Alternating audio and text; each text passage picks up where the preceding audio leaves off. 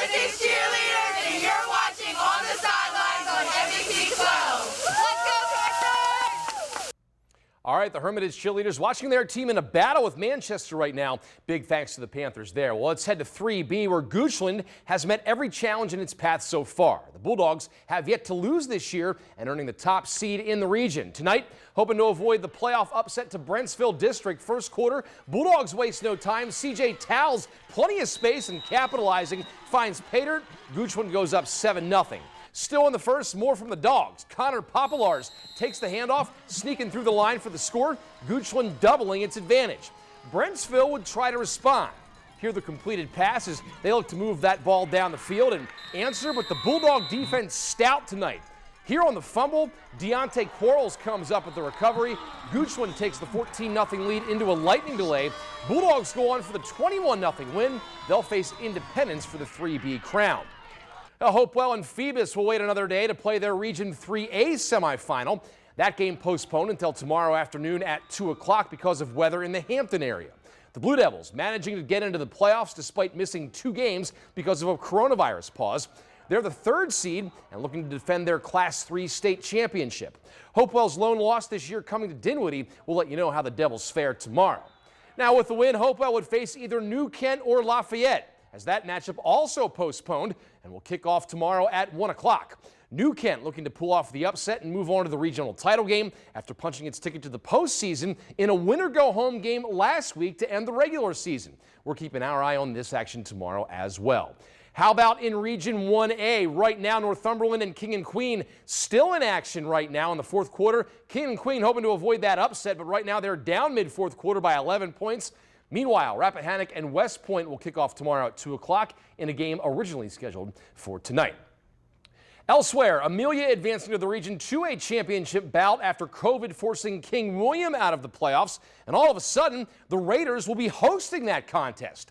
Poquoson upsetting top-seeded Nottoway tonight, so Amelia will be home for next week's game to decide who goes on to the state semifinals. A date and time have yet to be determined. Well, up next, one local team has been locked into its region title game for more than 24 hours. How Thomas Dale powering into the 6A final is coming up after the break.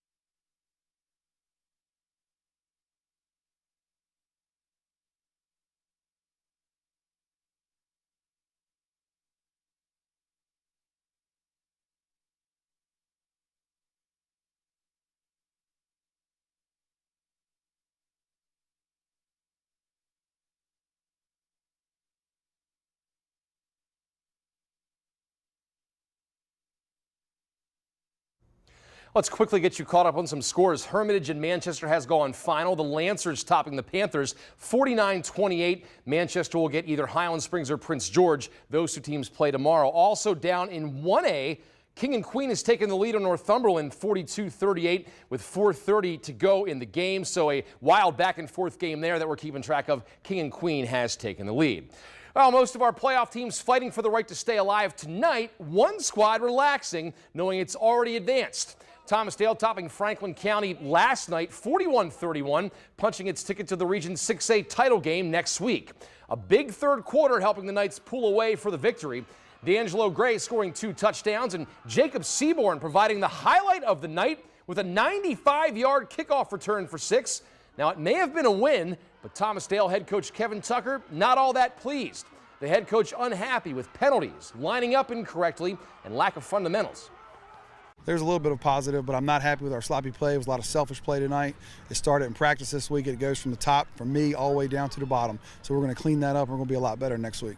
Well, they're going to have to. Thomasdale moves on to face Oscar Smith for the region title next week. That's the same Oscar Smith team that ended the Knights campaign in 2019. So one more time, let's take a look at tomorrow's schedule before we head out as 5 games kick off involving area squads. Highland Springs, Prince George, Monica and Patrick Henry get going at high noon. New Kent visiting Lafayette at 1 o'clock, with Hopewell traveling to Phoebus for a 2 o'clock showdown. West Point and Rappahannock also a mid-afternoon contest. Now, that wraps up tonight's edition of On the Sidelines, but we're talking playoffs and more over on the NBC 12 Facebook page right now with you during On the Sidelines Extra. Hope to see you there, everybody.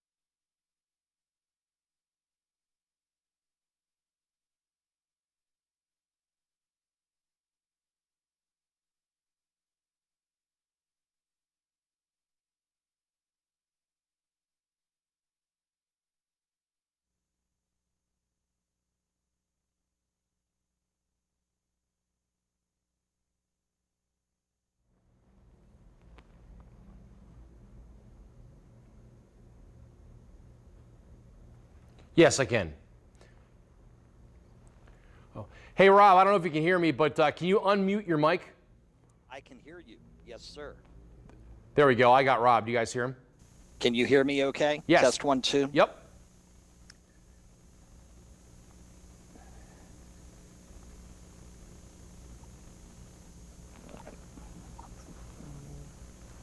Get rid of you. I'm going to sneeze, everybody. Be careful. Oh, where am I? Oh, it was...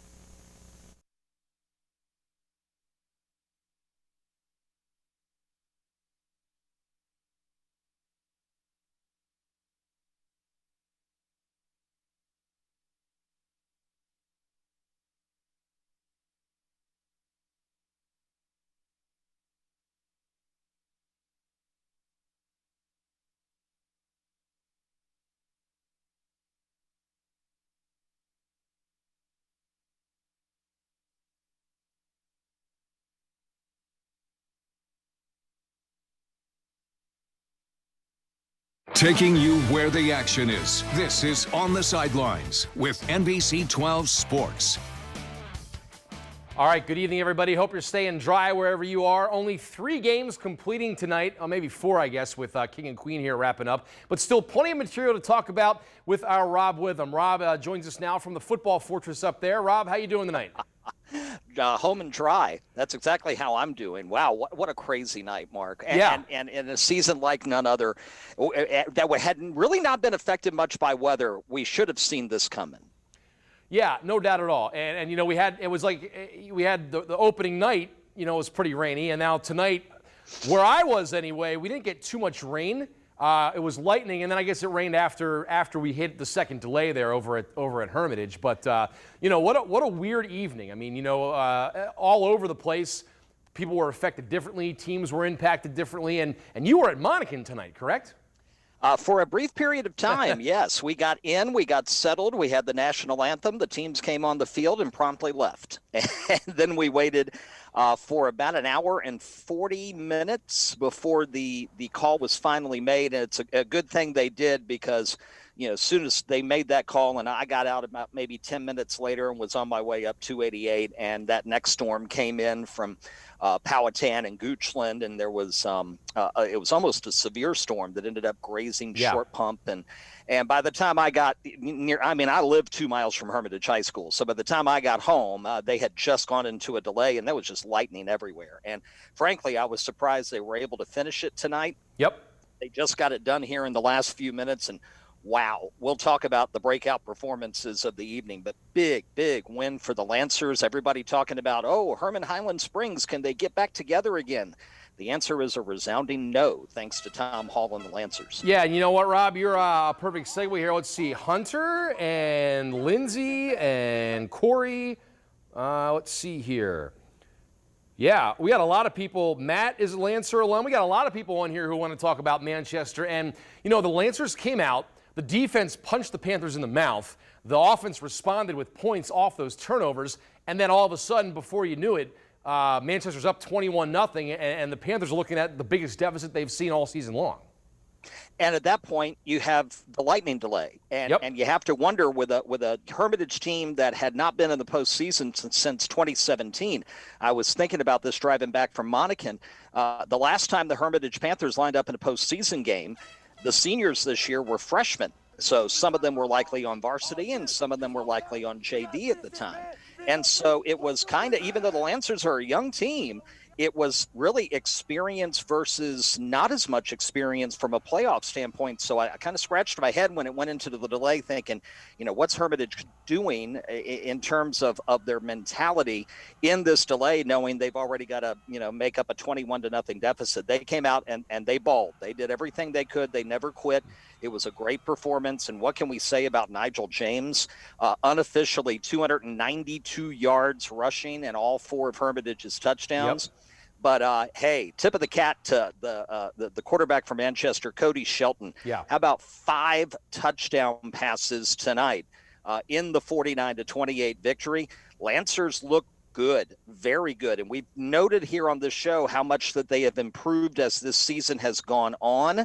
And no matter who they get next week, be it Prince George or Highland Springs, they're going to be a very formidable opponent. Yeah, no question. Definitely, you know, and Cody Shelton, keep in mind, is only a sophomore, so he's going to be a problem for another couple of years for opponents of Manchester. But yeah, and he had all 5 of those touchdowns before we hit the halfway mark of the third quarter. So, you know, definitely utilizing his weapons and you know, not trying to do too much, at least, you know, when I was there for the first couple quarters. You know, definitely kind of a coming out party tonight for him. And you know, Manchester wins its 6th in a row and now is headed to face either Highland Springs or Prince George tomorrow. Yeah, I agree with you on the coming out party there from Shelton. I think anybody who had any doubts about his play, there are no longer any doubts after tonight's performance. A great night for Ramon Brown. I hate to have him, you know, be forgotten about, but officially 181 yards and a pair of touchdowns. So Manchester looking good, and if it ends up being Manchester Highland Springs, I know a lot of people are already penciling that in. We got to let Prince George have their due, Curtis Allen and company tomorrow. But if it ends up being Manchester Highland Springs, it's going to be a good one. And Matthew pretty psyched up about that wild game against Hermitage, too, from his Manchester Lancers. Kelly brings up Goochland football. Here's another team that's really been getting it done. Goochland staying perfect tonight. 21-0 win over Brentsville District. Took a 14-0 lead into a lightning delay, adding one more score afterwards and punching its ticket to the Region 3B title game.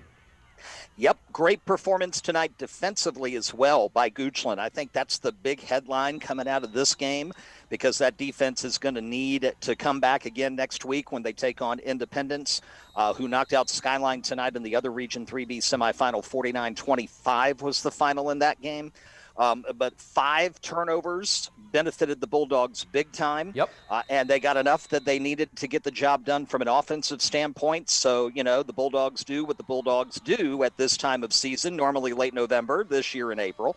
Get the shutout win, and Independence coming in next week. Home field advantage, I think, will be big for Goochland. The other thing is, people are probably going, well, who's Independence? Yep. It's only a second-year school. I believe they're in Loudoun County, which they seem to open a new school every year up there in that county. It's just growing so exponentially. But right now, we'll have a big situation. We just talked about experience versus not in a postseason situation. I think big advantage for Goochland next week, but they still have to get out there and perform on the field. Tonight, the first win, I believe, in Independence's history when it comes to playoff victories. So you're exactly right. The experience definitely favors the Bulldogs as we enter that Region 3B title game. Everett chiming in with the condolences to the Verina family. I know a young man over there lost his life in a tragedy, so we certainly join Everett in those condolences. I hope the Blue Devils are doing okay over there. Everett, thank you very much for bringing that to our attention. Antoine, what rank does Hopewell fall in? Antoine, Hopewell is the 3rd seed in 3A. They lost 2 games to a COVID stoppage this year, but they'll hit the road tomorrow to face Phoebus. That game was supposed to be tonight. Earlier this afternoon, however, that game pushed back to tomorrow. Yeah, and I think I was thinking about this week, Mark. I think a lot, in case you were wondering. It's usually because I'm by myself. But anyway, if they'd have had that Thomas Dale game, and let's say they won that game, I think we'd be playing at Murner Field tomorrow. Yeah. But instead, with the COVID situation and the way things worked out, they go to Darling Stadium. It's not something that's unfamiliar to Ricky Irby and these Blue Devils. They've gone down there before in the postseason, and they've won. So if you ask me, 5 years ago, even maybe 3 years ago, people would have said, oh, the almighty Phoebus. And they've had a phenomenal run and are a great program for a long time. But I think right now in 2021, when you're talking about the current set of Phantoms and Blue Devils, I think when it comes to experience and that sort of thing, advantage to Hopewell, and they won't be afraid of anything when they hit the field tomorrow afternoon. Yeah, that's the big thing. I mean, you look at Hopewell that essentially it was a do or die game for them to end the regular season against Matilica just to get in, but it wasn't because of any sort of lack of talent or any sort of slip up. I mean, you only lost to Dinwiddie, and the Generals just missing getting in on the 4B side, and can't get in because everybody's 6-0 over there. But in any case, right. Nothing. There's nothing about Hopewell that says 3 seed in a 4 seed region. No, exactly right. So Phoebus will have their hands full, but conversely, so will Hopewell. That should be a fantastic game. Probably one of the more anticipated matchups, I think, in this region semifinal round, up with, of course, Hermitage, Manchester. Lots of people were talking about that one tonight, as well as I think the 2 and 4B, one that got played and one that did not. 2 6-0 teams in both sides of that bracket. So, but yeah, good luck to Coach Irby and the Blue Devils tomorrow. It's going to be a jam-packed schedule tomorrow, some Saturday matinee football. So between the hours of 12 and 4, be sure you're tuning to social media to Rob or me or both, and we'll be filling you in as best we can. We got a bunch of Cody Shelton fans here and a lot of people, and rightfully so after his big night that we talked about. Jamie asking about the King George game, and the Foxes came out, did what they had to do tonight, 31-15 over Louisa, and they jumped out to a 21-0 lead, which is similar to what Manchester did. It was a little bit closer as Louisa, chipped away a little bit, but King George showing it is for real like it has been all season. I've been telling you, we've been talking about the Foxes the last few weeks here on Extra, Mark, and I've been extremely impressed with them since their win a few weeks ago over Eastern View. Kind of put everybody on notice, hey, watch out for King George, they're on the rise. And tonight at home, they take care of business. Louisa gets a touchdown and a 2-point conversion in the fourth quarter to make it a 16-point game. Had, I think, one more possession after that, couldn't do anything with it. And by then it was late in the fourth anyway. Impressive win for King George. So either A, they'll get to host Patrick Henry if Patrick Henry knocks off Monacan tomorrow, or if the Chiefs knock off the Patriots. I think that King George at Monacan region semifinal, either way, if they host Patrick Henry too. Yeah. But man, King George Monacan in the next round would be massive. And Patrick Henry, King George, I think so too, simply because PH, the defending region champion, and here comes a team that wasn't even in the postseason a year ago, knocking on the door, trying to knock it completely down, and they took a big step tonight. Louisa normally doesn't lose in the opening round of the playoffs, but they did tonight. Well, and you're talking about, you were saying, King George not even a postseason factor last year. It's one of those things where, probably not many people outside of that locker room saw them coming, but boy, did they burst onto the scene. They did, ever so much so. And they held Louisa, like I said, that late touchdown in the fourth, they held them to 7 points through 3 quarters. Yeah. And their offense has been putting up prolific numbers. And to score 31 on Louisa, that's not easy to do. Very few teams have done that in the last, decade. But on top of that, I think it's the defense for them that's really impressed tonight. They had let some numbers run up against the Eastern Views and some others in the regular season. Not tonight against the Lions, and that'll put either the Patriots or the Chiefs on notice for next week. That's been a fun region the last several years now, and this year no exception. So it's going to be, we'll obviously see who King George gets, as you said, when Monacan faces Patrick Henry tomorrow at noon. Harry Lee Daniel, our friend from over at Highland Springs, wants to remind everybody the Springers kick off tomorrow at noon against Prince George. We will absolutely keep our eye on that. Harry Lee, thanks a lot for tuning in here. Let's see here. What else do you guys want to chat about? Lots of Cody Shelton praise, including from our buddy Roger Riggle. As there should be. Yep, absolutely. We got some more here.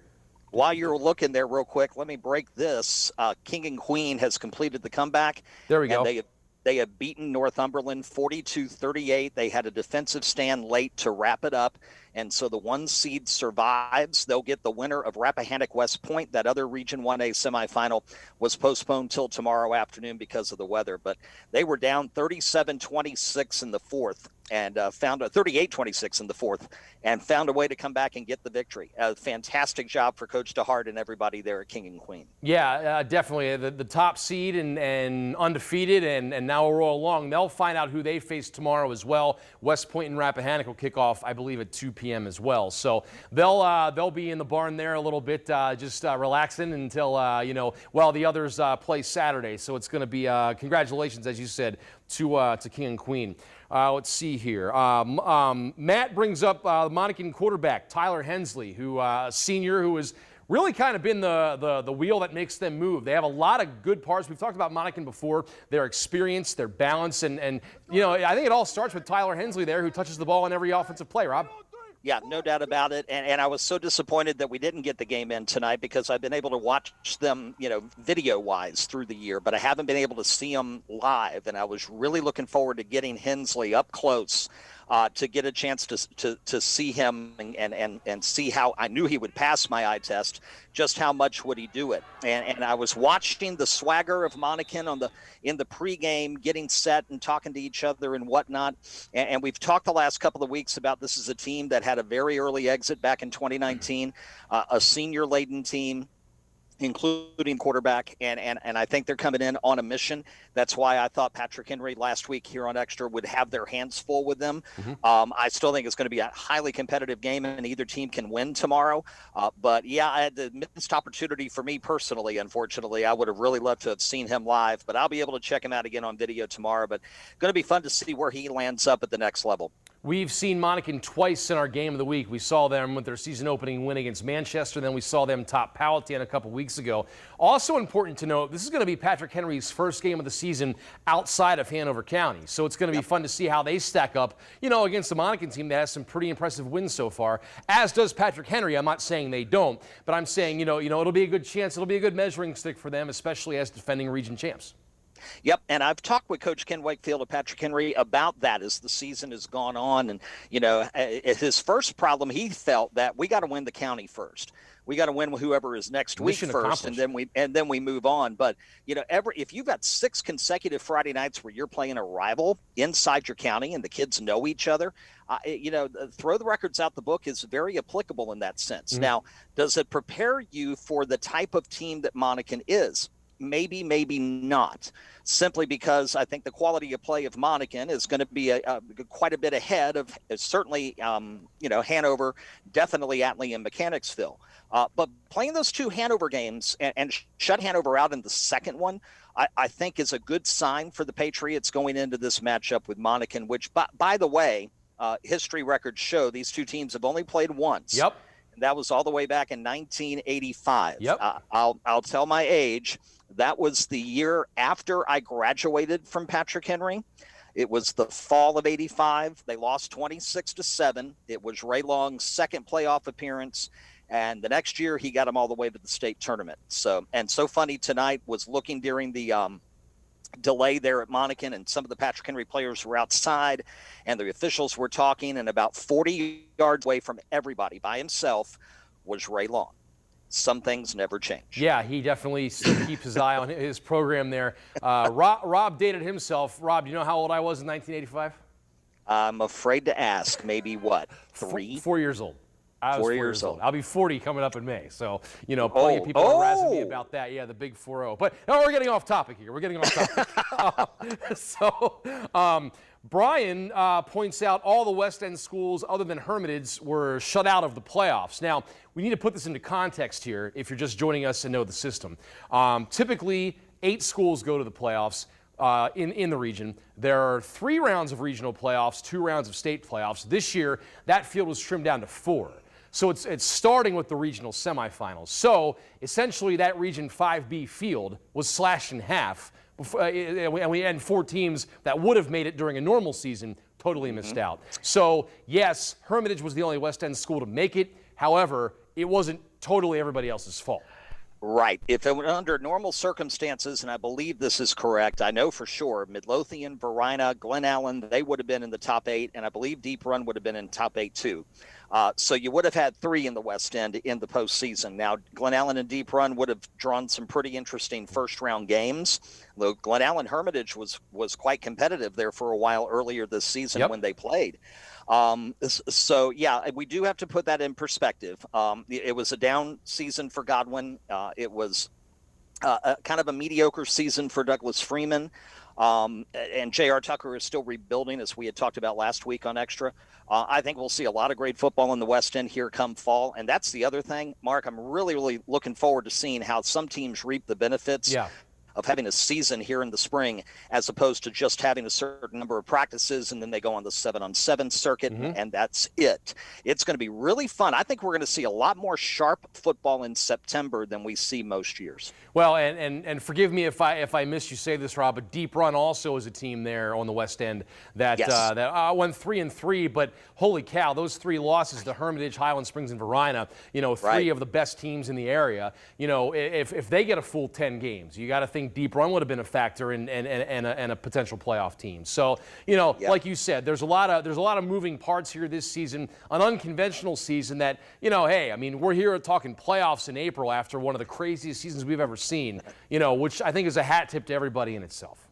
Oh, no doubt. You were just talking about Harry Lee Daniel there, just one of the incredible ADs at all the high schools here in the area, the work that they have had to put in to make sports even begin to happen, much less come to fruition. My hat's off to every single one of them. They have one of the most difficult jobs that any high school can give someone. I tell people all the time, people think the principal's the first one in, the last one out. I go, no, it's the director of student activities, because they're in charge of everything from 7 a.m. band practice to if your football game has a lightning delay and it ends at 11 o'clock at night. Chris Rollison is still at Chester Fritz Stadium trying to wrap things up.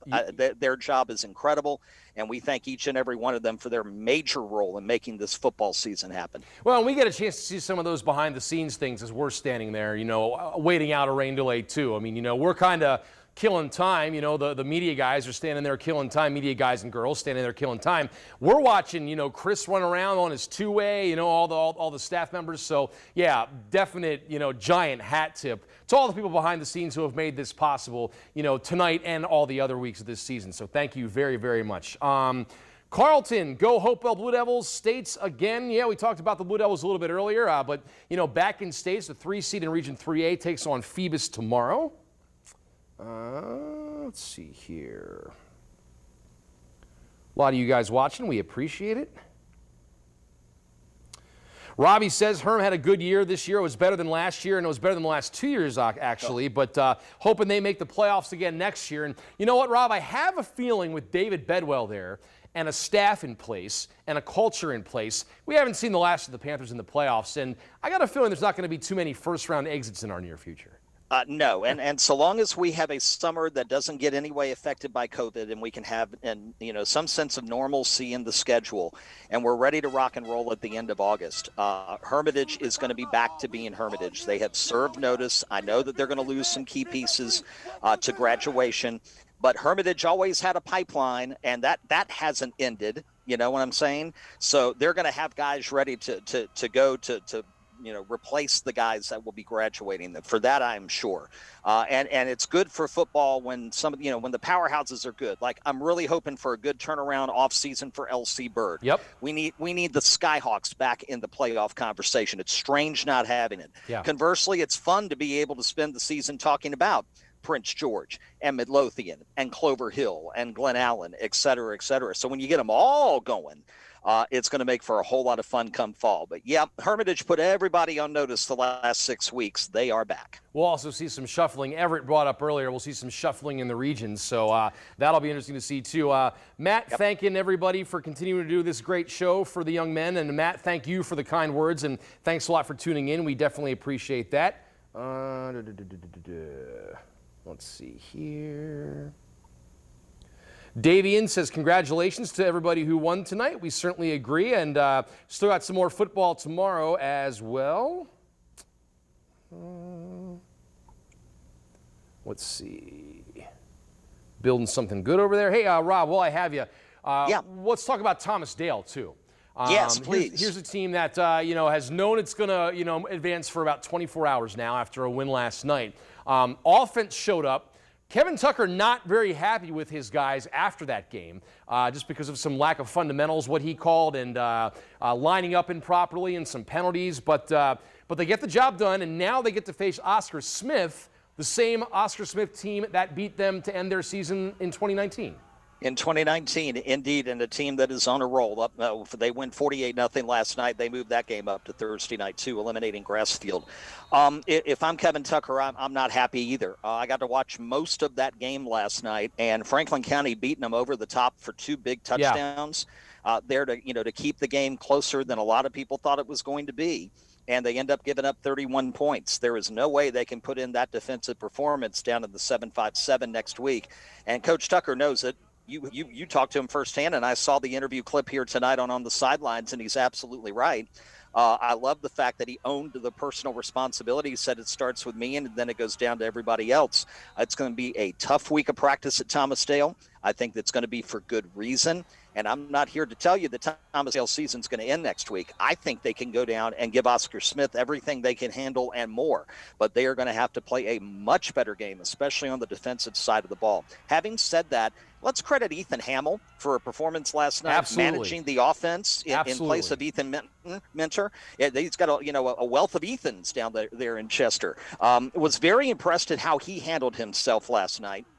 And got to thinking, here's a guy who I'm sure wanted to play football all year and has gotten a few opportunities when Minter has been banged up. Mm-hmm. But, behind a freshman, you could pout and you could be upset or you could quit the team. But no, he had an opportunity come up and he made the most of it. Good performance last night by Ethan Hamill. I wanted to make sure we pointed that out. Absolutely. And to your point you made earlier about how you think Thomas Dale can go down and really get it done down there at Oscar Smith, just rewind 2 weeks ago, well, less than 2 weeks ago, a week ago from last night, when they had a remarkable comeback against Dinwiddie, great second half, shut out the Generals, and scored 19 unanswered points to come back and win. That's the effort, and that's the Thomas Dale we need to see, I think, in order to get that done down there. Yeah, especially defensively. You cannot let Oscar Smith get up 2 scores or more. When you're down 14 to Oscar Smith on the road, it's almost like you're down 28 to just about anybody else. I mean, that's just how powerhouse of a program the Tigers are and have been regularly in the Class 6 state semis or championship game. So you have to keep it within 1 possession, I think. I think that's a realistic possibility for Thomas Dale. But again, they're going to have to play loads above better than what they did last night, especially on the defensive side of the ball. But they can get it done. And if they can get that run game going with all those offensive weapons that they have at running back and quarterbacks who can run the ball and everything like that, then they bring D'Angelo Gray over and do that Wildcat formation, which they scored 2 touchdowns off of last night. I think if that running game can get going, that is huge because you shorten the game. You don't, and if he can keep getting first downs, you don't give Oscar Smith the ball as much. That running game, I think, is going to be the key to the Knights, kind of pulling the shocker down there this coming week. So we'll be keeping our eye on that. So Lennon wants to know who's in 5A and 5B. Are the Richmond area schools still in 5B? At the moment, yeah, they're in 5B. But it's all getting shaken up in September. But as of now, the Beach is more 5A, 757 is more 5A, up here's 5B. And that structure will continue, Mark, even with the changes for some of the schools. This is not the major every 4-year change, by the way, everybody. This is the every 2-year change due to enrollment numbers, yes.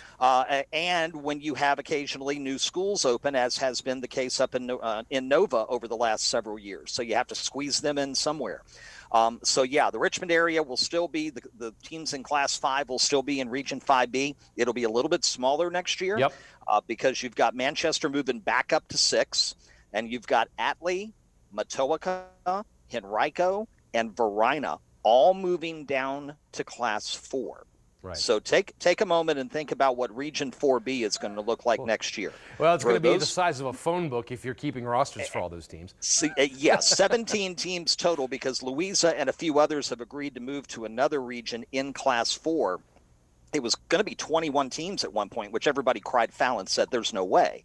But 17 teams now. Louisa will go out, but you've got Patrick Henry and Dinwiddie and Monacan, and still already have, the King Georges and the Hanovers and the Powhatans. Now you bring in Varina and Henrico and Atlee and Matoaka. It's going to be a crazy scene again in 4B, and I think there's going to be a lot more attention paid to 4B starting in September with a lot more of the Richmond teams in the mix. No doubt at all. And let's see, Hunter here is hoping for Manchester Highland Springs Part 2 next week. Yeah, Part 1 was back in 2019, and that was a great game. We saw Manchester open up a big lead and Highland Springs chip away to come back to win in the second half. So, we'll see. But again, Highland Springs has to get past Prince George first. We're certainly not overlooking the Royals there. Let's see here. Jay, the Lancers beat Hermitage tonight. And with that, I think that is everybody's comments. And it's going on after midnight, so we'll let Rob shut down there and let our staff get home. But Rob, I want to thank you for joining us. This is going to be our last On the Sidelines Extra for the season. We want to thank you for your time staying up late and giving us your insight. And also thank everybody else for joining us here as well. No doubt about it. It's always our pleasure, Mark. We thank you and everybody at NBC 12 for making this happen and for allowing this great interactive format where high school football fans can get together, congregate on a Friday night.